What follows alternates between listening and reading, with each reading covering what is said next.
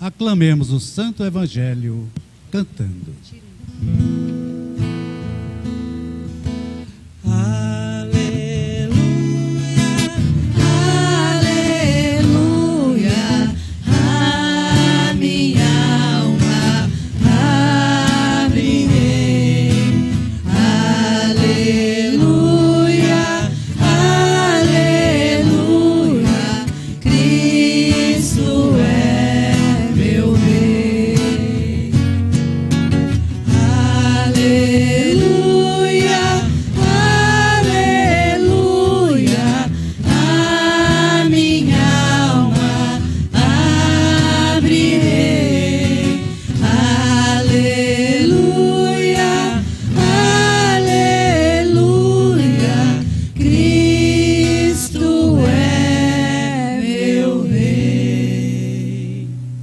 O Senhor esteja convosco.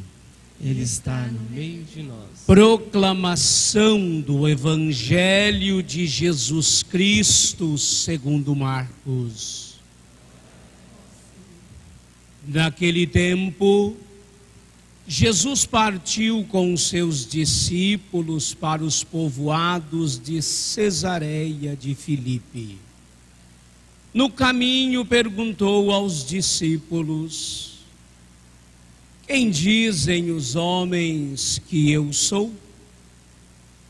Eles responderam: alguns dizem que tu és João Batista, outros que és Elias, outros ainda que és um dos profetas. Então ele perguntou: e vós, quem dizeis que eu sou? Pedro respondeu: tu és o Messias. Jesus proibiu-lhe severamente de falar a alguém a seu respeito. Em seguida, começou a ensiná-los, dizendo que o Filho do Homem devia sofrer muito, ser rejeitado pelos anciãos, pelos sumos sacerdotes e doutores da lei. Devia ser morto e ressuscitar depois de 3 dias. Ele dizia isso abertamente. Então Pedro tomou Jesus à parte e começou a repreendê-lo. Jesus voltou-se, olhou para os discípulos e repreendeu a Pedro, dizendo: vai para longe de mim, Satanás. Tu não pensas como Deus, e sim como os homens. Então chamou a multidão com seus discípulos e disse: se alguém me quer seguir, renuncie a si mesmo, tome a sua cruz e me siga. Pois quem quiser salvar a sua vida, vai perdê-la. Mas quem perder a sua vida por causa de mim e do Evangelho, vai salvá-la. Palavra da salvação. Glória a vós, Senhor.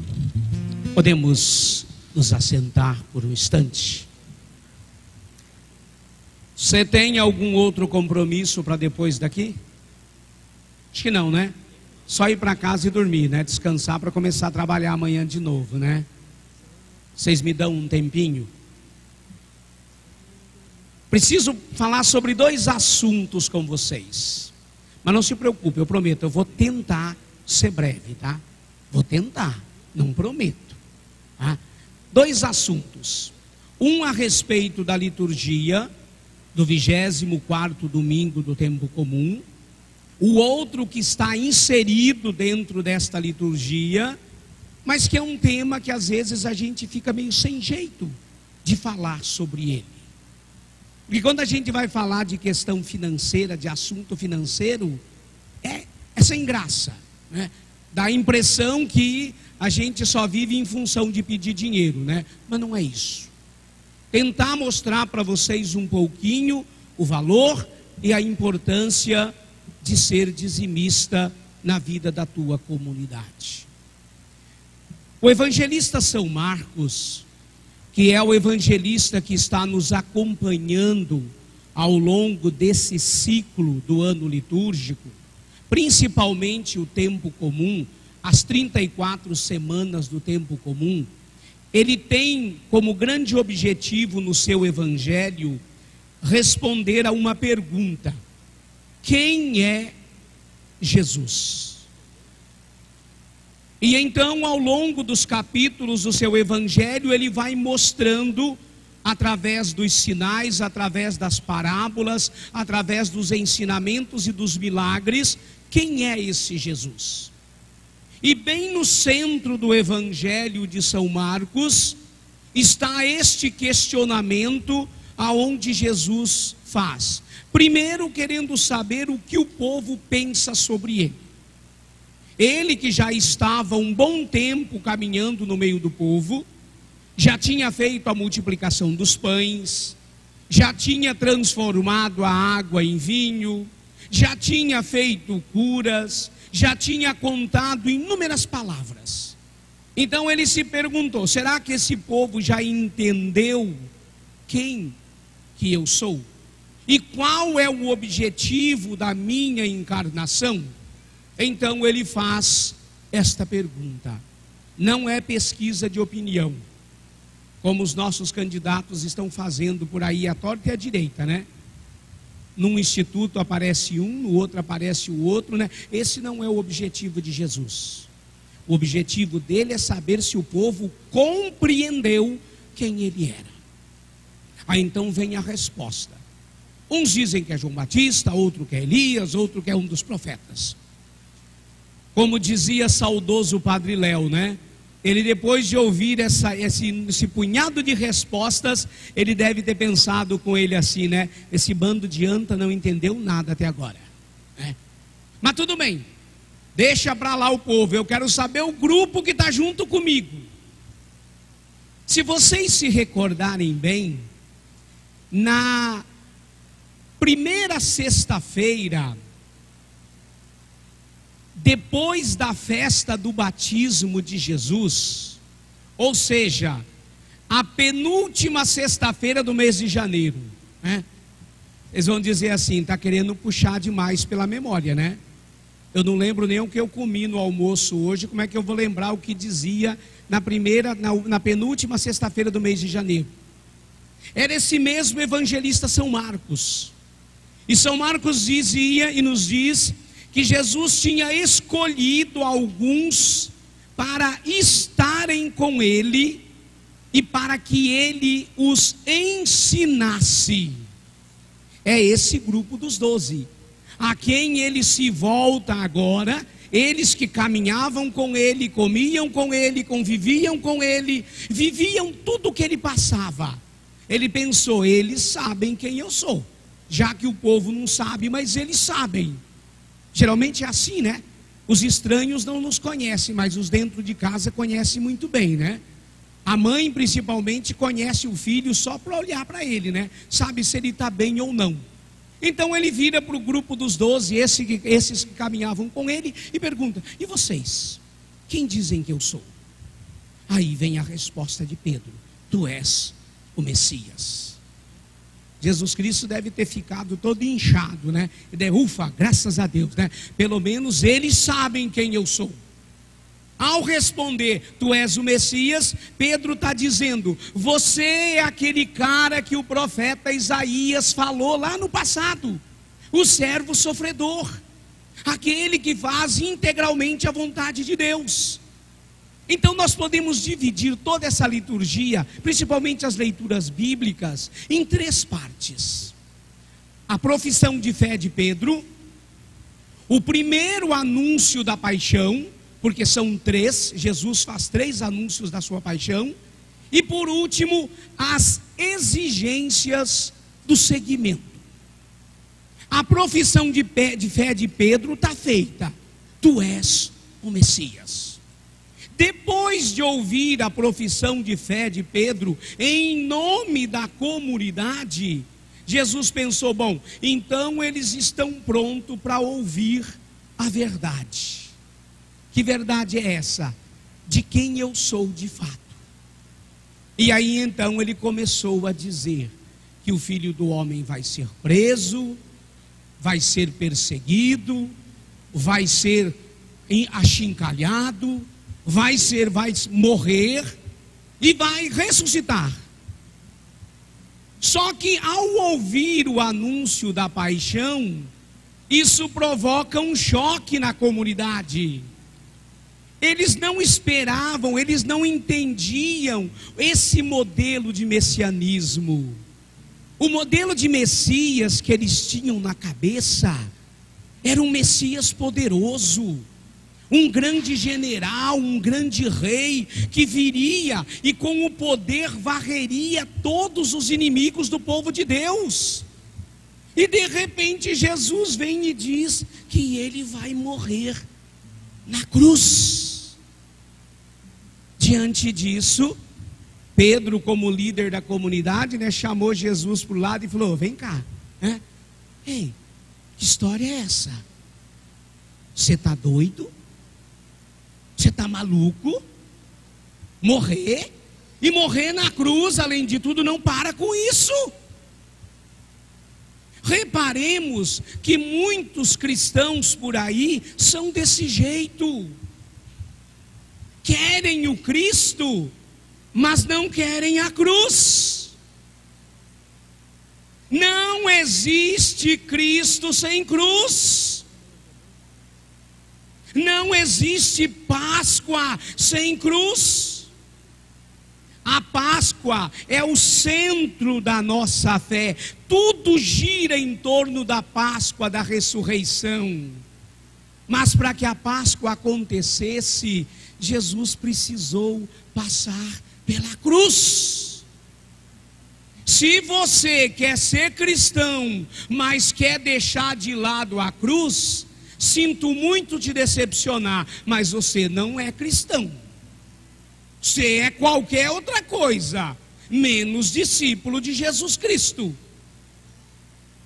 Por quê?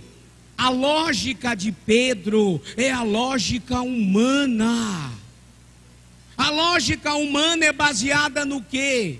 Na força, na imposição, resolver tudo na porrada. Às vezes até dentro de casa, às vezes dá vontade de fazer isso, não dá? Ai, mulherada, fala que de vez em quando dá vontade de quebrar a vassoura no cabo na cabeça do marido. Claro que dá. Fala aí, marido, vai dizer que de vez em quando não dá vontade de pegar a mulher pelo pescoço? Dá. É a lógica humana.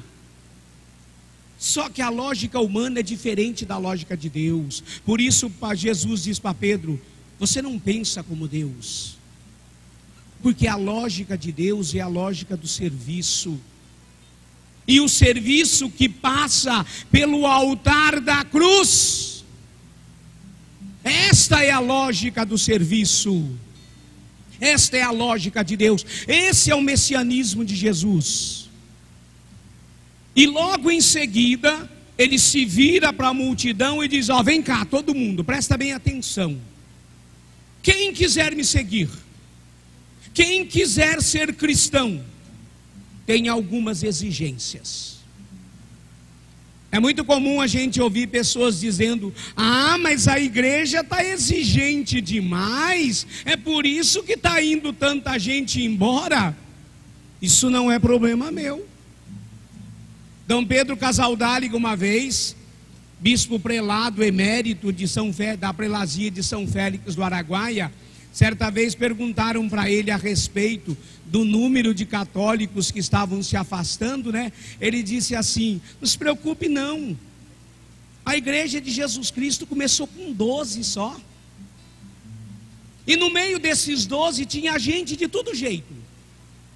Tinha trabalhador braçal, tinha pequeno empresário, os pescadores eram pequenos empresários, tinha gente desequilibrada, que achava que ia resolver tudo por aí, eram os zelotas.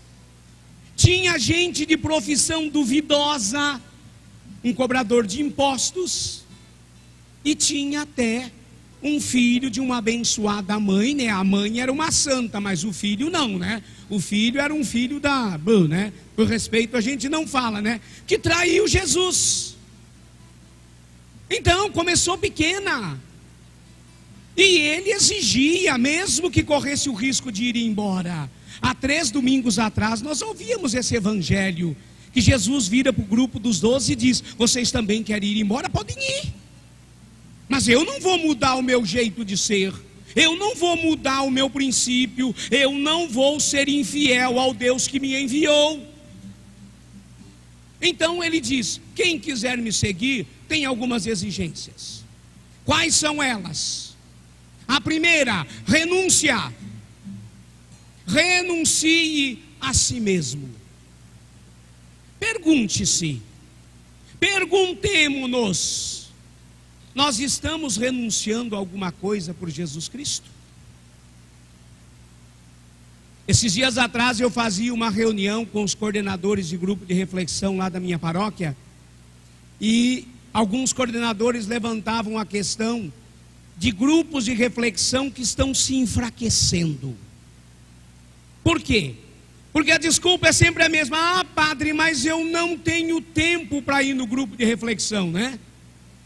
Mas no dia e na hora do grupo de reflexão, se eu for na casa dele, ele está lá na frente da televisão. Assistindo o quê? Perdoe-me, a minha boca não é porca não, tá? Mas estão assistindo merda. Assistindo novela. Novela que está deturpando a família. Novela que está deturpando a palavra de Deus. Tentando dizer que tudo é normal. Mas não tem tempo para ir para o grupo de reflexão. Eu não renuncio à televisão. Eu não renuncio ao futebol. Eu não renuncio à minha pescaria. Eu não renuncio nada por Jesus Cristo. E ainda tenho a cara de pau de dizer: esse é cristão. Me perdoe, aqui você é cristão. Não é? Se eu não sou capaz de renunciar nada, como é que eu posso ter a cara de pau de dizer que sou cristão? Então, primeira exigência, renúncia. E nós vivemos em um tempo tão difícil de renunciar às coisas. Ninguém quer renunciar a nada. A gente está com aquela mentalidade, né? Eu quero isso, eu quero aquilo, eu quero aquilo, eu quero aquilo outro. E Jesus exige: quer ser meu discípulo? Aprenda a renunciar. Segunda coisa, tome a sua cruz. Sexta-feira nós celebramos uma festa. Vocês lembram qual que era? A festa da exaltação da Santa Cruz. Por Jesus Cristo, a cruz deixou de ser símbolo de morte e passou a ser símbolo de graça, símbolo de serviço. Quando eu entro na igreja e me deparo com uma cruz, ali eu sei, ali eu me recordo da loucura que Deus fez porque me ama, e não um instrumento de morte. Quando eu me assinalo com o sinal da cruz, eu sei que com esse sinal eu estou me defendendo de tudo aquilo que pode querer me desviar do projeto de Deus. É a segunda exigência, a cruz. E está cheio de cristão que não quer a cruz. Esses dias atrás, uma senhorinha já com os seus 70 e tantos anos, a gente conversando, e ela dizia assim para mim: padre, depois de tanto tempo eu descobri qual que é a minha cruz. Eu falei: qual? Meu marido. Quanto marido aí que é cruz para mulher, né? E tem umas cruzes aí que são pesadas, né, mulherada? Ah, mas quanta mulher também é cruz aí para o marido, né? Tem mulher que é uma cruz e meia, não é uma só, né? É. Mas Jesus Cristo diz: quer ser meu discípulo? coloca ela e vem. Mateus é mais radical ainda. Mateus diz: tome a sua cruz cada dia e venha após mim. Então é fazendo a renúncia e assumindo a nossa cruz que nós vamos responder quem é Jesus Cristo para nós. E a igreja tem a missão, a igreja tem o compromisso sagrado de ensinar para o mundo quem é esse Jesus Cristo. E para cumprir esta missão, a igreja precisa do quê? Infelizmente, ela precisa de dinheiro. O coordenador do CAI da minha paróquia lá em Vilhena, toda vez que a gente reúne as coordenações das comunidades, ele fala assim: gente, que bom seria se a igreja não precisasse de dinheiro. Seria uma maravilha. Nós não precisaríamos dar serviço para esse grupo aqui, né? Precisariam ficar preocupados. Mas a igreja precisa, para cumprir a sua missão, de mostrar para o mundo quem é Jesus Cristo. E de que maneira que a igreja então arrecada esses fundos necessários? Algumas fontes: doações, festas, ofertas e dízimos. São as 4 fontes de arrecadação da igreja. Quem é o tesoureiro aqui da comunidade? Perguntem para... Ah, lá, né? Tem muita doação? É difícil, né? Complicado. É igual fazer milagre, né? Então, significa que não é, a fonte principal não é doação. Festas dá renda, trabalho dá, dor de cabeça dá, gente perturbando depois dizendo que foi mal atendido dá, mas o resultado é mínimo. As ofertas também não são grande coisa. Então, de onde vem a principal fonte de arrecadação da igreja para cumprir a sua missão? Vem do dízimo. Dízimo que você pode dizer assim: não, mas dízimo é invenção da igreja. Não, não é invenção da igreja. Pega o capítulo 26 do livro de Levítico, e lá você vai ver Deus dizendo assim: a 10ª parte de todos os frutos da terra, de todos os animais do campo, de todos os frutos das árvores, pertencem ao Senhor. Então está aí o dízimo. A 10ª parte é consagrado a Deus. Mas a igreja no Brasil, a nossa igreja, o que ela faz? Ela nos dá o direito de fazermos a experiência do dízimo de 2 a 10. Um desses valores, de 2 a 10. 2, 3, 4, 5, 6, 7, 8, 9, 10. Ela nos deixa livres para escolher o quanto nós queremos devolver. Então, olhem bem, a expressão que eu estou usando, devolver, não é pagar. Porque tudo pertence a Deus. Olhem o prefácio da oração eucarística que eu escolhi para a nossa liturgia de hoje. Em vós vivemos, nos movemos e somos. Ou seja, tudo o que temos, tudo o que somos, é graças a quem? Ah, é graças ao meu esforço. Tá, perfeito, é graças ao teu esforço. Mas quem que te deu a vida? Quem que te deu sabedoria? Quem que te deu saúde? Ah, então tudo pertence a Deus.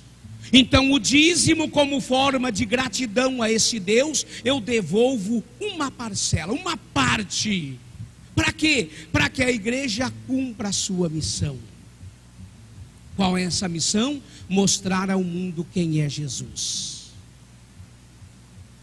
Mas é muito comum, mesmo assim, tem gente que ainda diz assim: ah não, eu não vou devolver o dízimo porque o dízimo vai para o bolso do padre. Acreditem, tem cristão por aí que fala isso. Tem católico. E bons católicos. Tem católicos que às vezes estão à frente de pastorais, de comunidades, e que dizem que o dízimo vai para o bolso do padre. Não. Ah, mas então para onde vai o dízimo?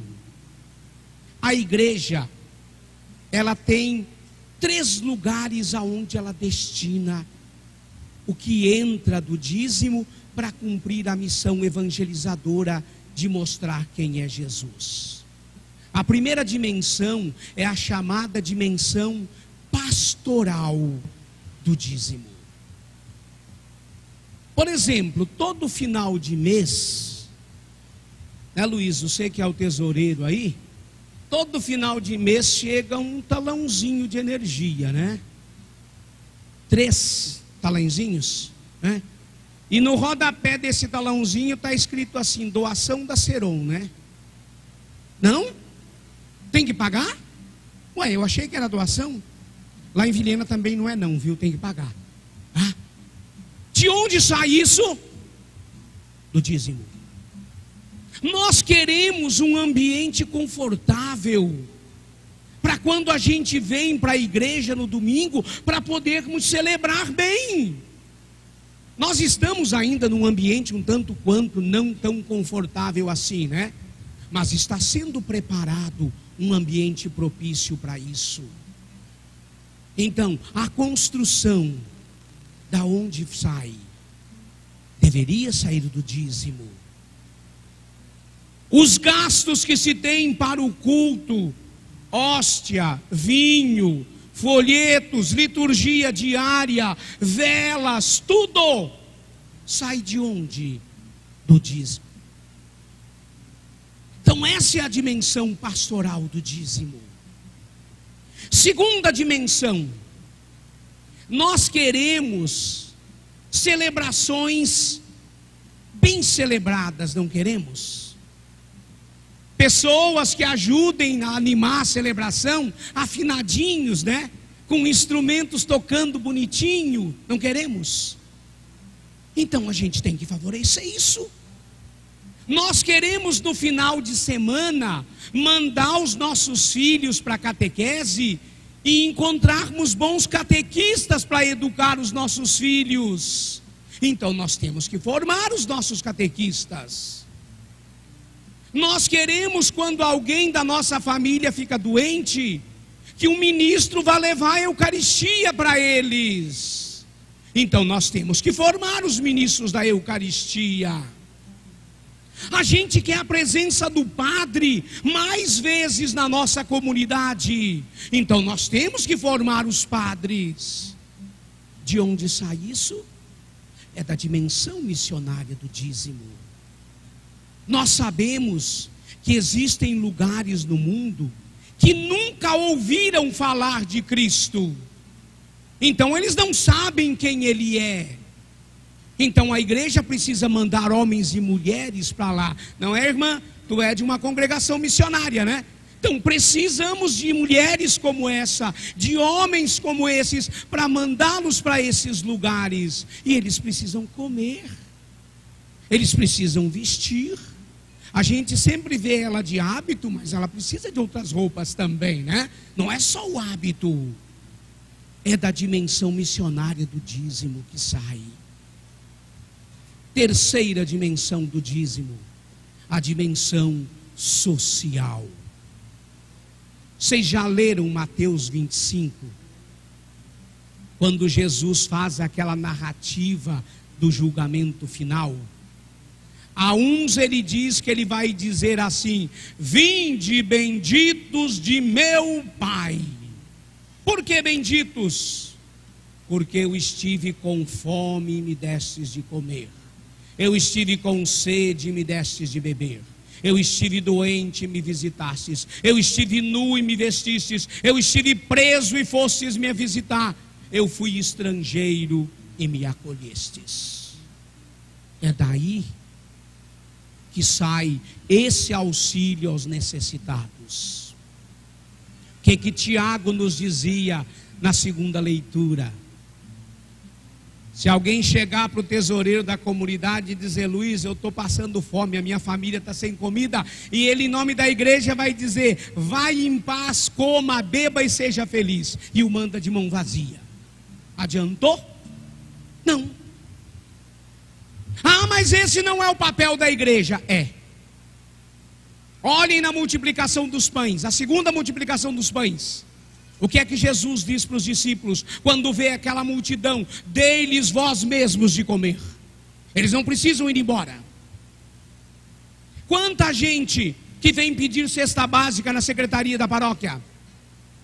Quanta gente que vem pedir dinheiro para pagar, para comprar remédio, para fazer consulta médica? E de onde sai isso? Deveria ser papel do poder público, mas o poder público não faz, negligenciou o seu papel. E com isso então a igreja tem que fazer. E de onde sai? É do dízimo. Então não é para o bolso do padre que vai. O dia que o padre Celestino, o padre Moreninho, né, que quando eles falam Moreninho, eu falo, estão com medo de gastar tinta, é negão mesmo, né? O dia que ele for embora, ele vai sair daqui com o que ele chegou, com a roupa do corpo. O resto fica tudo, é da igreja, não é dele. Então não é para o bolso do padre. É para a igreja cumprir a sua missão no mundo, de mostrar quem é Jesus.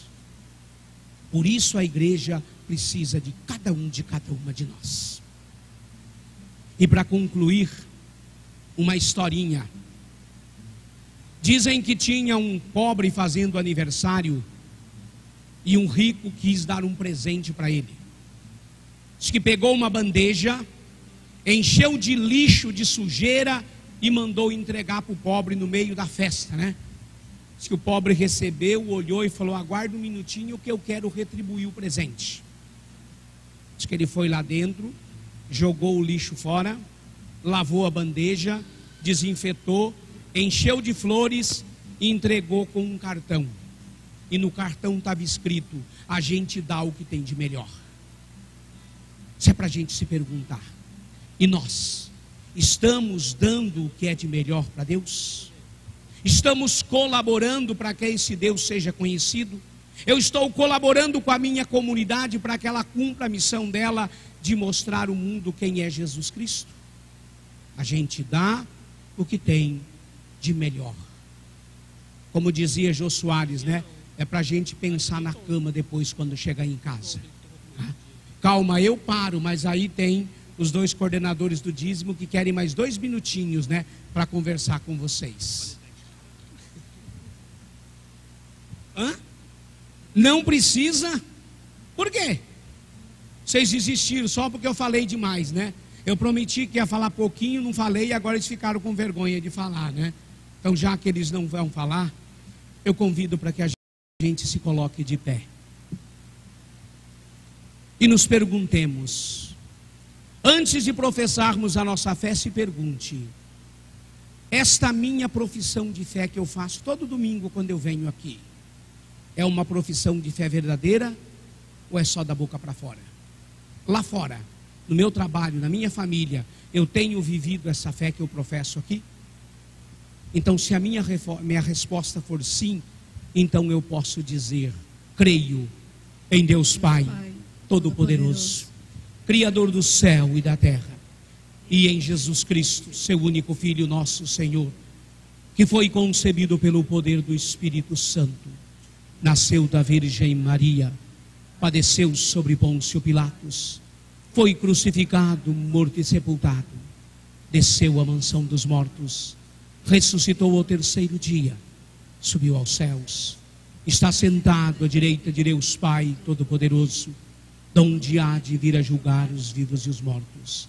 Creio no Espírito Santo, na Santa Igreja Católica, na comunhão dos santos, na remissão dos pecados, na ressurreição da carne, na vida eterna. Amém.